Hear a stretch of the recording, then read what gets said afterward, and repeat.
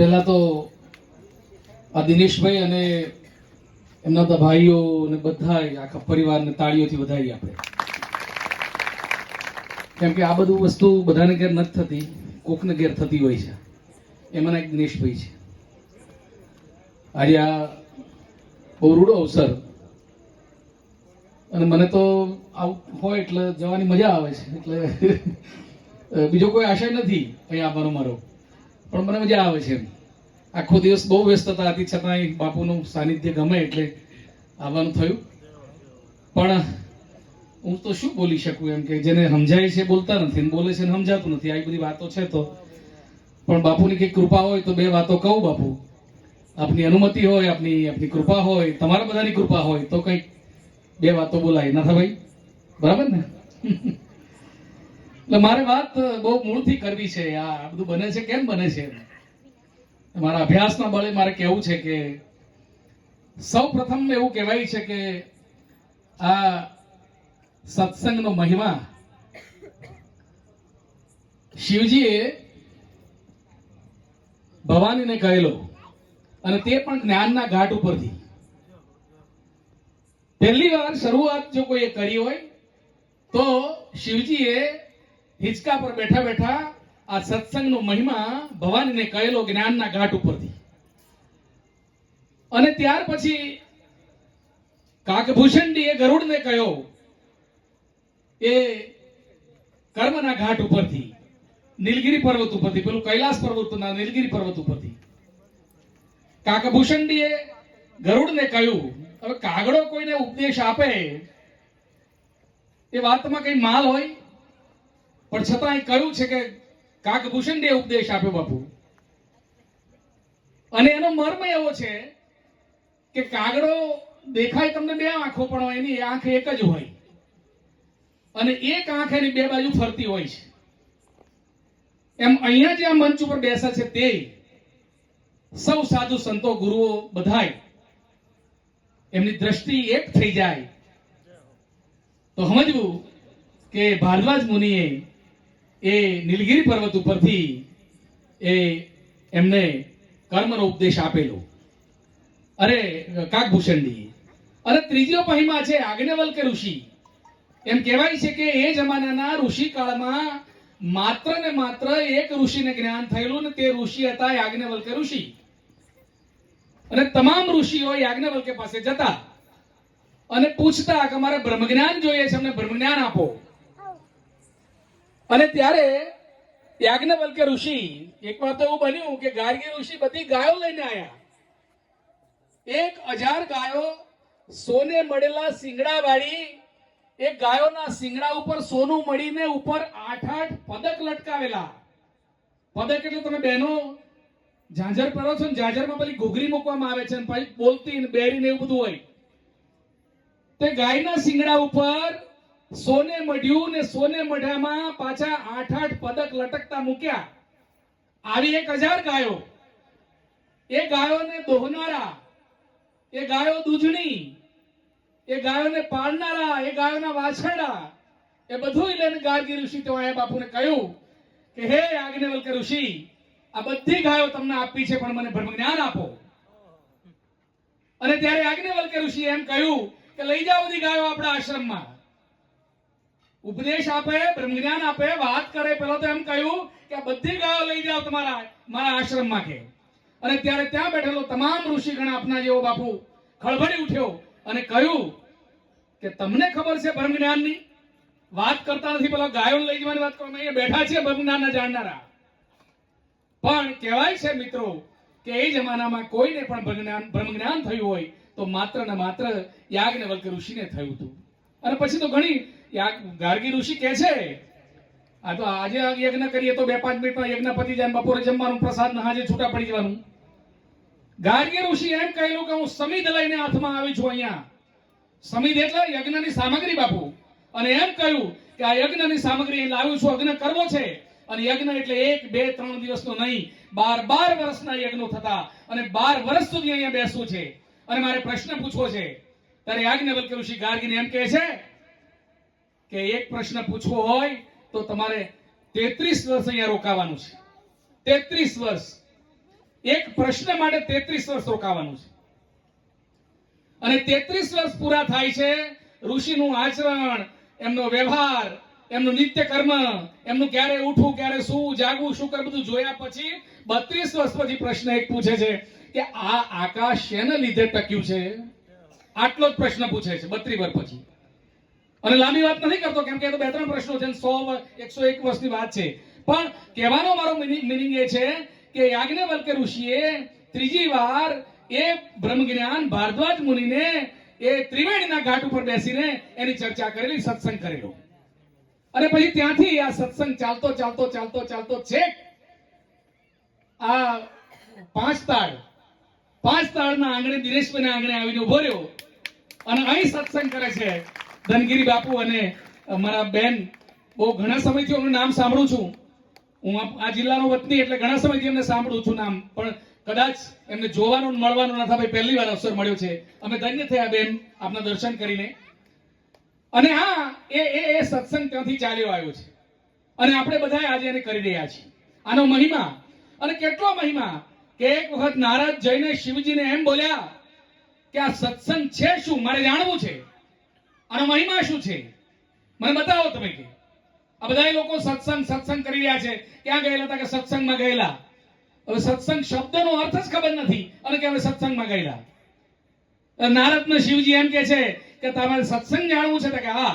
એનો મહિમા જાણવો હતા? કે હા. એનો અર્થ જાણવો હતા? કે હા. તો જાઓ મૃત્યુલોકમાં અને ત્યાં જઈને એક થોરની વાડ ઉપર એક કાચિંડો હશે અને કાચિંડો જીવડા ખાઈને પોતાનું પેટ ભરતો હશે. તેના કાનમાં જઈને, નજીક જઈને તમારે સત્સંગ બોલવાનું છે. એટલે નારદ મુનિ ત્યાં આવ્યા અને કાચિંડો શોધી કાઢ્યો, એના કાનમાં જઈને સત્સંગ બોલ્યા. અને જેવું સત્સંગ બોલ્યા એટલે કાચિંડો મરી ગયો, એનો મોક્ષ થઈ ગયો. પછી પાછા ગયા અને જઈને કહ્યું કે કાચિંડો તો મરી ગયો. મને કઈ સમજ પડી નહીં, વાસ્તવમાં શું છે આ? તો કે સમજાશે, હજુ વાર છે. હવે તમે ફરીવાર મૃત્યુલોકમાં જાઓ અને ત્યાં એક ગાય વિયાણી છે અને વિયાતી ગાયના 2 મુખ કહેવાય. અને આવી ગાયનું વાછરડું જન્મ્યા પછી એ વાછરડાના કાનમાં જઈ અને તમારે સત્સંગ એમ બોલવાનું છે. એટલે નારદ આવ્યા ત્યાં અને પેલું તાજું જન્મેલું વાછરડું એના કાનમાં જઈને સત્સંગ બોલ્યા. અને સત્સંગ બોલ્યા એટલે તરત પેલું વાછરડું મરી ગયું. એનો મર્મ સમજાયો નહીં એટલે પાછા ગયા અને ત્યાં જઈને શિવજીને પ્રશ્ન કર્યો કે તમે 2 વાર મને સત્સંગ બોલવાનું કહ્યું, બે વાર આ જીવ મૃત્યુ પામ્યો. હવે મારે કરવું શું? મને સમજાવો, આ તાકાત શું છે આમાં? ત્યારે શિવજી એમ કહ્યું કે હવે ત્રીજી વાર મૃત્યુલોકમાં જાઓ અને ત્યાં એક રાજા છે, ધનપતિ રાજા છે. અને ત્યાં જઈ એનો બહુ માનતાઓ પછી, બહુ આખડીઓ પછી, મારી બહેનો દીકરો ના હોય તો કેટલી બધી માનતાઓ રાખે. દીકરાની કાજરે માડી નદીએ નાવા ગયા તા, પથ્થર એટલા દેવ કીધા, દેવે દીકરા દીધા રે, માડી નદીએ નાવા ગયા તા. અને આમ દીકરા, એને ત્યાં એક દીકરો જન્મ્યો છે. દીકરા એમને નથી મળતા, આવી રીતે દીકરા મળે છે. કે અને રાજા ત્યાં બહુ મહેનત પછી, ઘણા લાંબા સમય પછી, બહુ મોટી ઉંમર એક દીકરો પ્રાપ્ત થયો છે. એ દીકરાના કાનમાં જઈને તમારે સત્સંગ બોલવાનું છે. નારદ બોલ્યા કે આવો દીકરો ઘણી મહેનત પછી મળ્યો, એના કાનમાં જો સત્સંગ બોલું, દીકરો મરી જાય, મારી હાલત શું થાય? હું ત્યાં જઈને સત્સંગ નહીં બોલી શકું. 2 વાર તો મારા અનુભવો છે. કે જાઓ તો ખરા, ત્યાં બોલો તો ખરા. અને ત્યાં પેલા રાજાનું ઘર શોધી કાઢીને ત્યાં પેલા સત્સંગ શબ્દ પેલા બાળકના કાનમાં બોલે છે. એટલે બાળક તરત બોલવાનું શરૂ કરે છે. રામ રામ રામ રામ બોલવાનું શરૂ કરે છે. આ સત્સંગની તાકાત છે કે પેલો કાચિંડાનો અવતાર એ મોક્ષ મળ્યો સત્સંગ સાંભળવાથી. પેલો વાછડાનો અવતાર સત્સંગ સાંભળવાથી મોક્ષ થઈ ગયો. અને છેલ્લે મનુષ્યનો ઉત્તમ જન્મ મળ્યો. તો ત્યાં આગળ મનુષ્ય બોલવા લાગ્યો બાળપણમાં.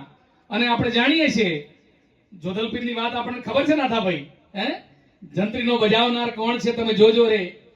એટલે બોલવા માંડ્યો. એટલે મારે કહેવાનો મિનિંગ એ છે કે જો સત્સંગ શબ્દ માત્ર કોઈ જીવજંતુના કાનમાં પડવાથી જો આટલી મોટી અસર થતી હોય તો આવા મહાન ઉપાસકો, આરાધકો, ભજનીકો, સત્સંગો એ કરનારા લોકો આપણી વચ્ચે હોય, આવા માતાજી આપણી વચ્ચે હોય અને એ આપણને બે શબ્દો કાને પડે તો, એ સત્સંગના શબ્દો કાને પડે તો આપણો ઉદ્ધાર થાય કે ન થાય, તમે મને કહો. અને છતાંય આપણે એ ઉદ્ધાર કરવા રાજી નથી. એટલે કેટલાક પહેલા પોરે સૌ કોઈ જાગે, બીજા પોરે ભોગી, ત્રીજા પોરે તસ્કર જાગે, ચોથા પોરે જોગી. એટલે 12-2 વાગ્યા પછી તો બહુ ઋષિ મુનિઓનો અવતારો એ જ બેસતા હોય છે અને એ જ જાગતા હોય છે. અને આવું એટલે પણ આ બધાને નથી પ્રાપ્ત થતું, અને કોકને પ્રાપ્ત થાય છે. આપણા આ કપડા ઉપર ડાઘ પડશે, હું અહીંયા બેઠો છું કારનું ચિંતા કરું છું કે વ્હાઈટ પેન્ટ છે ને કલર વાળા ફૂલ છે, ઘેર જઈશ તો મારા મિસિસ લડશે. નીકળ્યો ત્યારે બાપુ કહ્યું છે કે તમે જાઓ તો ખરા પણ આ કપડે ડાઘા પાડીને નહીં આવતા, કે તમે ફૂલમાં બેસો છો અને પછી આવો તારે કપડે બહુ ડાઘા હોય છે. હવે આ કપડાના ડાઘા આપણે ઘેર જઈશું તારે સાબુથી, બ્રશથી આપણે એને કાઢવા છે. પણ મારી બહેનો, મારા ભાઈઓ, હું તો કોઈ સત્સંગી માણસ નથી, મને બહુ આવડતું નથી, પણ ચપટી ગામના જેવા પાસેથી સાંભળ્યું છે, તમને કહું છું કે આવો મેલ અહીં ચડ્યો એનું શું કરવાનું? એ મેલ કેવી રીતે કાઢવાનો? એ તો બ્રશ લગાવવા એમ નથી, એ સાબુ લગાવવા એમ નથી, તો કરવું શું? તો મારા વડીલો, મારા મિત્રો, મારી બહેનો, એ ત્યાંનો મેલ કાઢવા માટે આવા કોઈ તેજસ્વી પુરુષ મળે, આવા કોઈ સત્સંગી ગુરુ મળે, આવા કોઈ અધિકારી ગુરુ મળે. ગુરુ તો ઘણા હોય છે, ગુરુ ઘણા હોય છે, ગુરુ ગમે તેવા ગુરુ ન કરાય પાછા. એ પણ યાદ રાખજો, જેની પાસે કંઈક પડ્યું છે એને તપાસો. દાસીજી મને કેટલા બધા ગુરુ કરેલા, ક્યાં જઈને અટક્યા તમે જોવો એમ. એટલે આ બધું કરવા માટે તમારે, આ મનનો મેલ સાફ કરવા માટે તમારે કોઈ અસલ ગુરુ પાસે જવું પડશે. અને ગુરુ તમારા મેલનો કાદવ કીચડ જે કંઈ ભર્યો છે, આપણે કપડા સારા પહેરીએ છીએ, આપણે બંગલા બનાયા, આપણે ગાડી સરસ લાયા, બધુંય સારું, બોલ્યા સરસ, પણ આપણા મનમાં જે કાદવ કીચડ ભરેલો છે એ કાદવ કીચડ હજુ લોકોના મનમાં અકબંધ છે. તો આપણે કાદવ કીચડને દૂર કરવો હોય તો આવા મહાન તેજસ્વી એવા ભજન આના આરાધકો, એમની પાસે જવું પડશે, એમની પાસેથી કોઈ વસ્તુ શીખવી પડશે, એ કૂંચી જોવી પડશે આપણે. વાય વાય ગુરુ તનમાં ઘડિયાળ બની સારી, એને દાદોશ ગાવ મૂકો ઊંચી, એ મારા સદગુરુ પાસે નહીં કૂંચી રે વાય વાય ગુરુ તનમાં ઘડિયાળ બની સારી. અને આ બધા માટે તમારે એક જ વસ્તુ કરવાની છે. હું તો નાનો માણસ છું તમારી આગળ, પણ પ્યાર કરવાનો છે તમારે, પ્યાર. અને એટલા માટે કવિ કાગે બહુ સરસ વાત કરી છે કે પ્યાર કરી લે શું કોઈ તારો યાર નથી, ગોતી લેજે ભીતર છે ક્યાંય બહાર નથી. અરે ગટમાં ઘડિયાળ રણકે, તમે કાંડે બાંધી શું ફરો છો? અરે સૌને દેતો તને કેમ ન દે? અરે સૌનું સુણે તારું કામ ન સુણે, પણ તારા અંતરનો પુકાર નથી. પ્યાર કરી લે, અંતર છે કઈ બહાર નથી, ભીતર તું શોધી લે. આવું કાગ બાપુએ કહ્યું છે. એટલે કેટલા મહાનુભાવોએ શું વાતો કરી છે, એની વાતો કરીએ તો પાર ના આવે. પણ આપણે ધૂણીના અંશ હોઈએ તો થાય ને. એક આશ્રમ હતો બાપુના જેવો આશ્રમ, અને આશ્રમમાં એક કૂતરી, અને કૂતરીનું નામ શિન્ટો પાડેલું. અને આ બાપુ બોલાવે કે શિન્ટો, એટલે કૂતરી મસ્તીમાં પેટલીએ ઘસડાતી બાપુ પાસે આવીને એકદમ આદરણીય શિષ્યની જેમ બેસી જાય.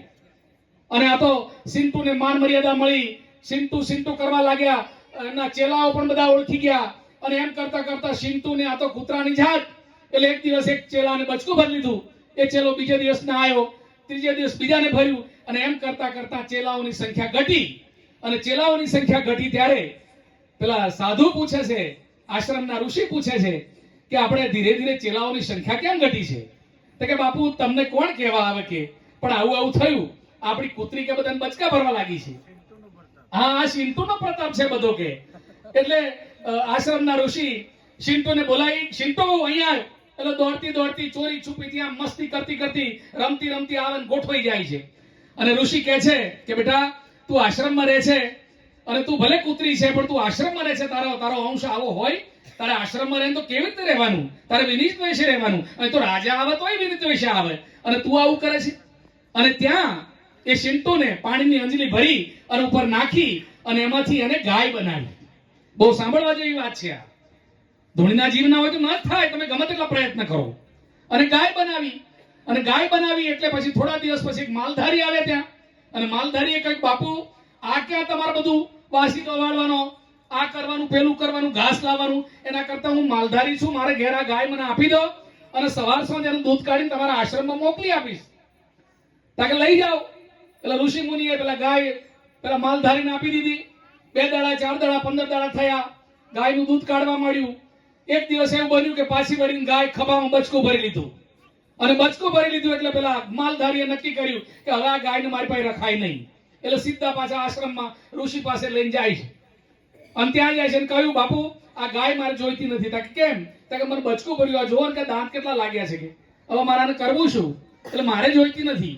ઋષિ કે સારું, બાંધી દો એક બાજુ. કે પછી પાછા ફરી ઋષિ પાણીની અંજલી લઈને ઊભા થયા અને ઉપર આમ કઈ નાખ્યું અને 16 વર્ષની સુંદરી રૂપનો અંબાર એવી દીકરી બનાવીને મૂકી દીધી. અને એટલામાં એ પ્રદેશના રાજા ત્યાં આવ્યા અને રાજા વાજાન વાંદરા, રાજાન ગમી રાણી, છાણા વીણતા આણી, આ બધું આપણે જાણીએ છીએ. રાજાએ કહ્યું કે હે ઋષિ મુનિ, આપ તો તપસ્વી છો, આપ તો આરાધક છો, આપ આ કન્યાને શું કરશો? આ કન્યા મને આપો, હું રાજા છું, એને વરું, એને પરણું અને એને લઈ જાઉં. ઋષિ મુનિ કે બરાબર છે વાત તમારી સાચી છે, મારે શું કરવી છે કન્યાને, તમે પરણી લઈ જાઓ. અને આ રાજા પેલી કન્યાને પરણી લઈ જાય છે, ઘેર જાય છે, અંતઃપુરમાં નિવાસ કરે છે. નિત્યક્રમ પ્રમાણે પોતાના ઝરૂખામાં, પોતાના બંગલામાં ઘીના દીવા જેમ અહીંયા જોતો સળગે છે એમ બધે દીવા સળગાવે છે. વર્ષોથી 3 પેઢીથી આ નિયમ ચાલે છે. પણ આ પેલી કન્યા એમને ઘેર ગઈ છે, તે રાતના સમયે પેલું ઘી, પેલા પણૈયામાં મૂકેલું ઘી ચાટી ખાય છે અને પેલા દીવા ઓલવી નાખે છે. એટલે એમ કરતા કરતા રાજાને ખબર પડી. રાજાએ બોલાયા કે ભાઈ તું વર્ષોથી 3 પેઢીથી તમારા પરિવારો દીવા કરે છે, દીવા ઓલાય છે કેમ? તો કે બાપુ આજે હું તપાસ કરીને કહું તમને. અને ચોરી છુપી તપાસ કરી ખબર પડી કે તમે જે નવી રાણી લાયા છો એ રાણી આ ઘી ચાટી ખાય છે અને એને કારણે આ દીવા ઓલાઈ જાય છે. હું શું કરું? કે રાજાએ જોયું, ખબર પડી.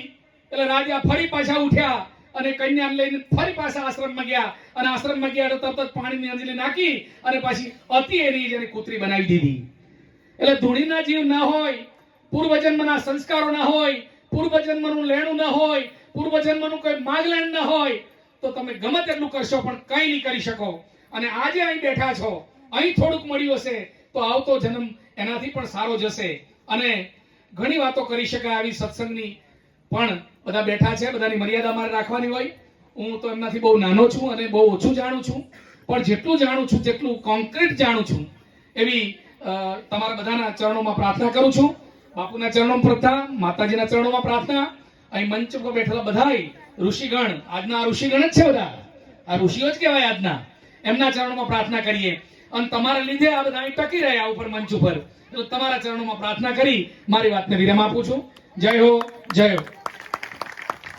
માન્ય ડોક્ટર અમીન સાહેબને જબરજસ્ત તાળીઓથી વધાવીએ.